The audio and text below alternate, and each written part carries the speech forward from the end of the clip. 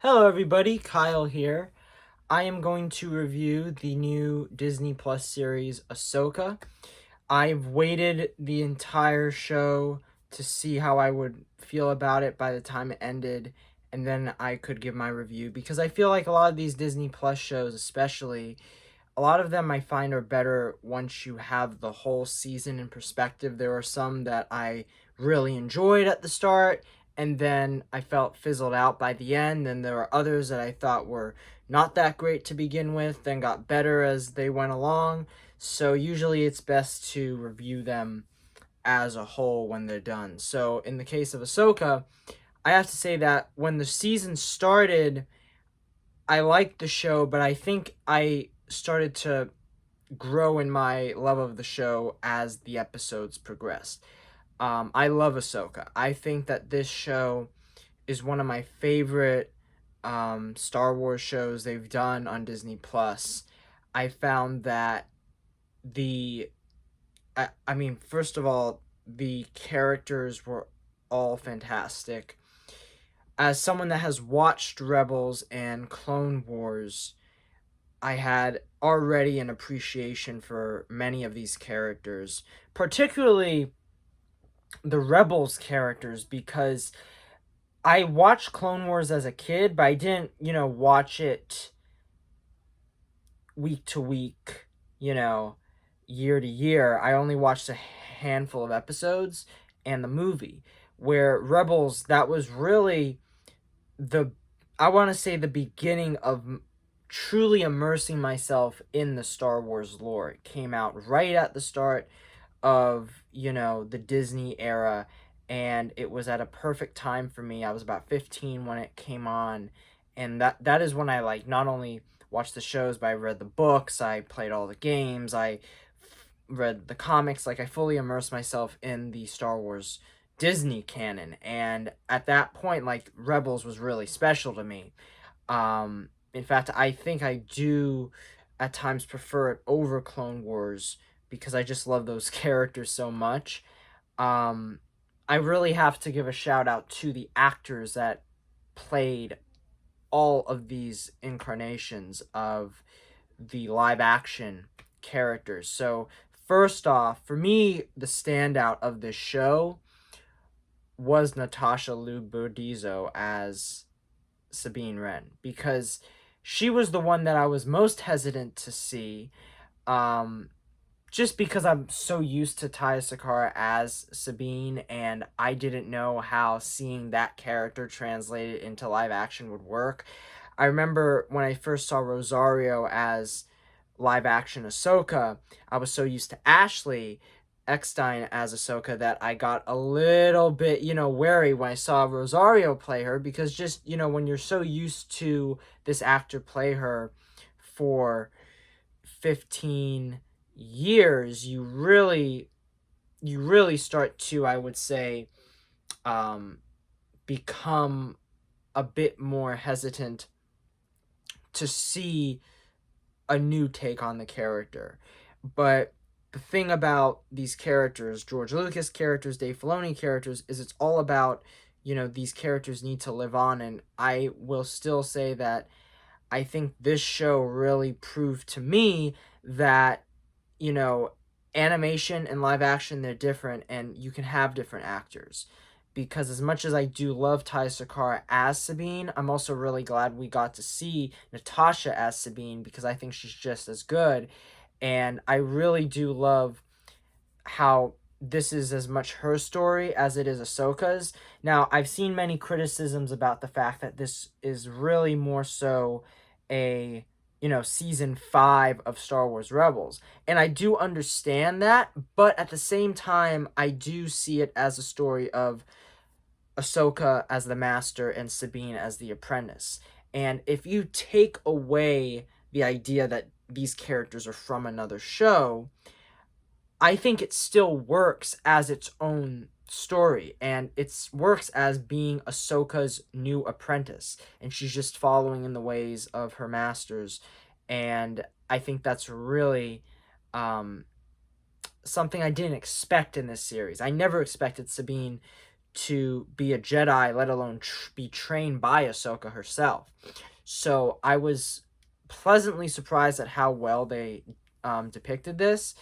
The first two episodes of the show are really heavily surrounding their relationship and, what it's like for them being separated, because they had a bond, and then that bond kind of diverged because they were no longer working together.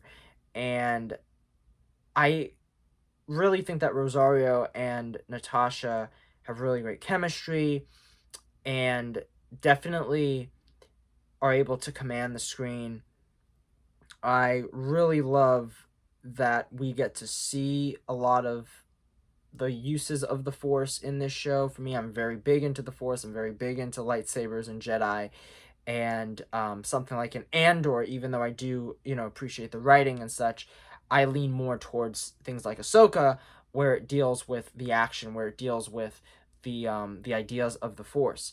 And I think I really loved that Sabine herself, as Professor Huang says, wonderfully reprised again by David Tennant.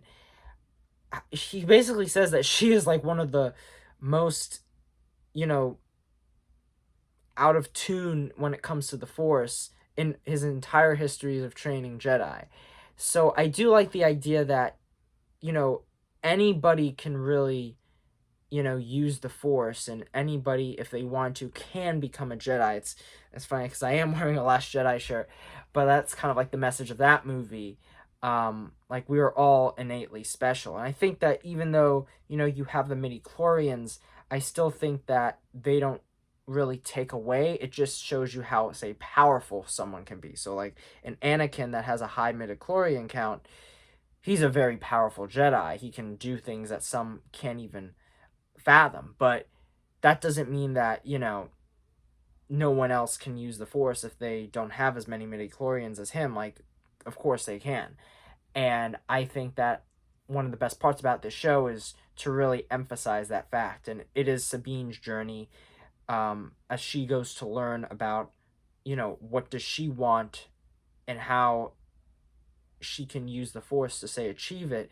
But in the finale, they do this thing where they reveal that one of the reasons why, or the main reason why we stopped seeing Ahsoka train Sabine, was that Ahsoka was afraid Sabine was only becoming a Jedi so that she could take revenge on those that, killed her family in the Purge of Mandalore.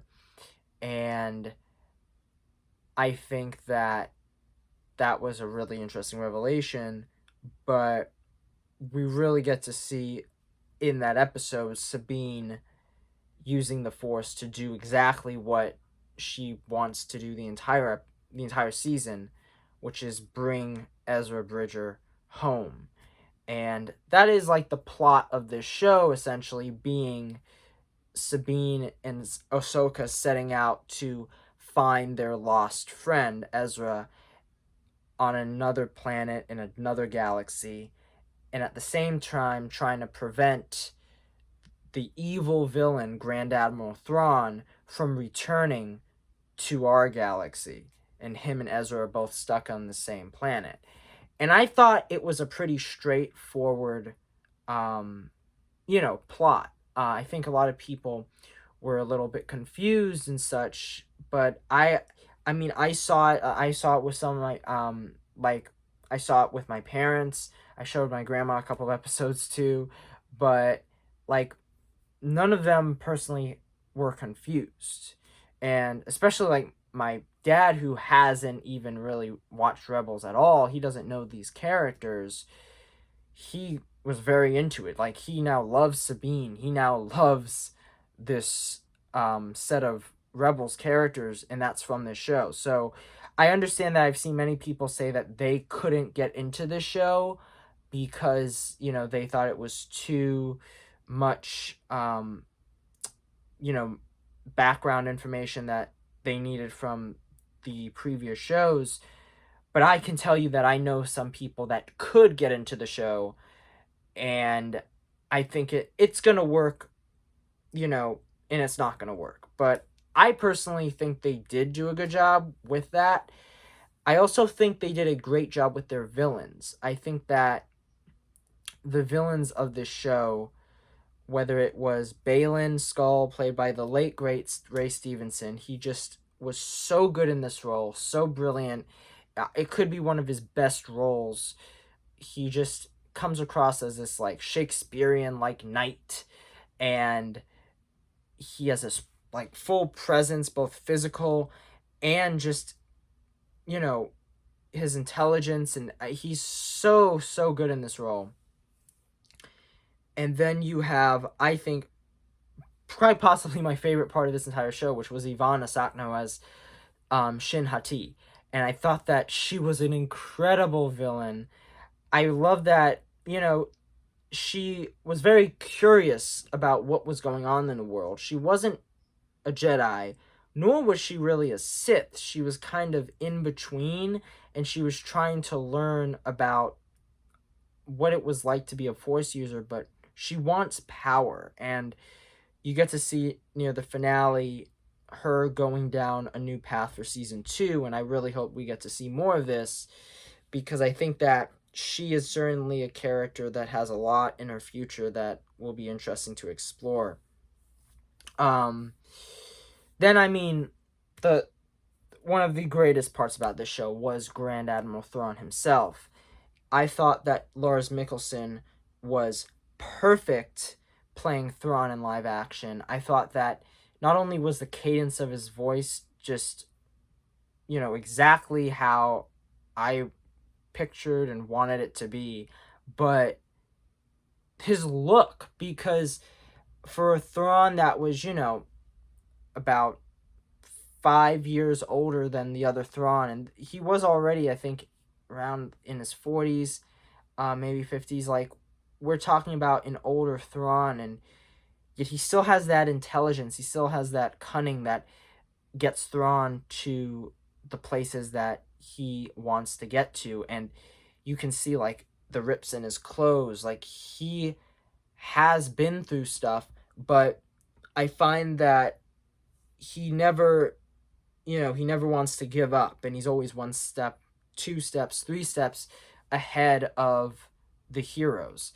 Um, and then like we had other characters throughout the show. Hera Syndulla, incredible. Mary Elizabeth Winstead just was a revelation as Hera. She was exactly how I want to see her depicted on screen. Um, and like I also like Sabine, I was also kind of nervous. Like, how is Mary gonna be as Hera? And I thought she was just great. Um, I thought that Morgan Elsbeth was an interesting villain. Now, I will say I wish they did a little bit more with her character, because I did think that she, being revealed as a daughter of Dathomir, a Night Sister herself, like, I feel she could have been fleshed out a little bit more, instead of just, you know, standing looking out of the Eye of Sion for many episodes and kind of commanding Balin and Shin to go places. I would have liked to maybe learn a little bit more about her past, you know, how she got to become, you know, Thrawn's advisor. I mean, heck, even a flashback would have sufficed. So I do think that she was the one character in this show that could have had a little bit more meat to chew on, though I will say that her final fights with Ahsoka were just, you know, astonishing to watch. They're some of the best, I think, choreographed fights I've seen in Star Wars television. So I thought that was really great to see. And then I think I've discussed most of them. We've had some quick cameos, but the two ones I will talk about, we had Hayden Christensen show up as Anakin. And like, Hayden Christensen as Anakin is one of my favorite, you know, characters ever. Like, I mean, literally I grew up watching, that is how I got into Star Wars, really. Like, Revenge of the Sith is my favorite Star Wars movie, and I think Hayden Christensen is quite good in it. and I was really excited to see him come back in the show. And it's funny because when you have high expectations, I really wanted to see him talk to Ahsoka like as a Force ghost and such, and that's not really what they did. In fact, I still don't really believe that the Anakin we see him play in the episode titled The Shadow Warrior is actually him. It's like a memory slash reflection of Anakin that Ahsoka sees in the Force-like vision. But then the ending of the show, we do get to see him, and it's just an incredible moment. That had tears in my eyes because it calls back towards earlier Clone Wars episodes and just their relationship. It's purely beautiful. A lot of touches and parallels here that Filoni does. There's even this one beautiful image we see of Ahsoka riding one of the wolf creatures, which is something that Filoni's wanted to do, and he almost did in an episode of the Clone Wars that never got put to, animation. It was never released, but it would have been this great scene of her on a wolf and then using the other wolves to kill these stormtroopers or clones at the time. But instead, I think he used it with Ezra later on in Rebels. But it's there. A lot of Filoni's things and concepts we do get to see. We get to see the Night Sisters. We get to see a lot of other Star Wars stuff in here. But yeah. I love the stuff with Anakin. I really love seeing Ahsoka as a young girl, played by Ariana Greenblatt. She was amazing. And I thought it was a really interesting idea of using Ahsoka's own war PTSD as a way inside of her character and her mindset and what's been pulling her back. And I think Rosario Dawson was pretty good in this season. I do think that at times, she was really, more reserved because that was her character. So it got better as the season progressed, I think, and we got to see her do more and feel more like herself, I think. But I still think that this show is still, Ahsoka's journey, especially when you get to the Anakin stuff and how her effect on these characters works. It's not like Book of Boba Fett, where the most exciting episodes are the ones without Boba Fett in them. So yeah, I think this show was fantastic.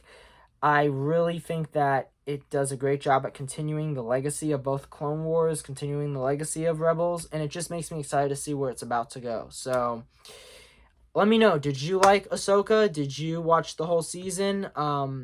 Are you excited for season 2? What do you think's going to happen? Let me know in the comments below, and thank you so much. Have a great day, guys. Bye.